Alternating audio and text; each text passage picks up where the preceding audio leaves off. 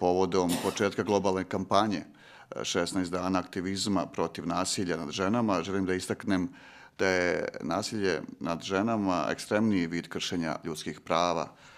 Danas, pre svega, je najtragičniji pokazatelj rodne neravnopravnosti.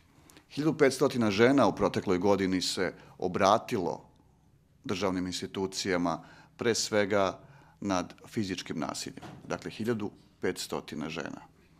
Zaista tragično, veliko, bolno i od strane državnih institucija se zahteva da budemo svi ozbiljniji.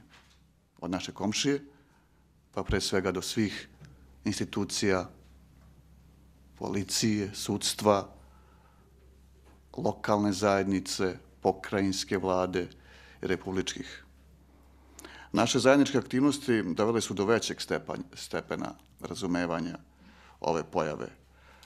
Podaci koje sam malo pre nabrojao i koje će Svetlana i Dijana podrobnije da vam predstave i koji nam govore da se iz godine u godinu povećava broj prijavljenih slučajeva nasilja, kao i podatak o broju ubijenih žena, da li u porodici ili partnerskom odnosu, obavezuju nas dalji rad na suzbijanju nasilja, pre svega nad ženama.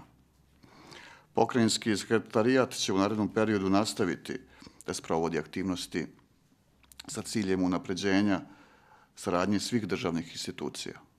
To se pokazalo u prošlom periodu da je bilo možda nekog nesuglasja i samim tim nije bilo možda ni pravih rezultata.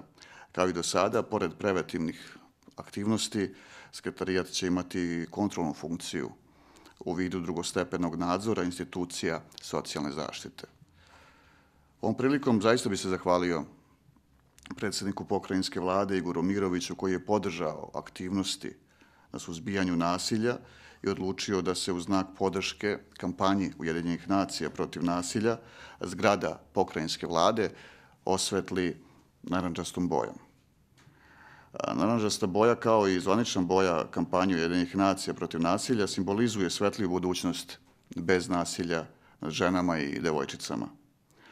U narednom periodu, a u okviru godine socijalne zaštite, pokrajinski sekretarijat i zavod će i dalje raditi na širenju mreže društvenih aktera koji su uključeni u prevenciju suzbijanja nasilja nad ženama i devojčicama. Zato pozivam pre svega javnost da se uključe i zajednički simbolizujemo u nekom unificiranom ponašanju pre svega javnosti, svih nas, naravno i medija, da nasilje postane vidljivo i da građani budu informisani o vidovima zaštite i podrške. Sigurno, kao pokrajinski sekretarijat i kao predstavnici pokrajinske vlade, bit ćemo partner svim pojedinačnim institucijama i svakom građaninu koji želi da dođemo do cilja i da smanjimo sve ove brojke koje govore o tome da je nasilje nad ženama i devojčicama nešto što je već odavno, nažalost, ne u narandžastim nijansama, nego u onim ekstremno crvenim.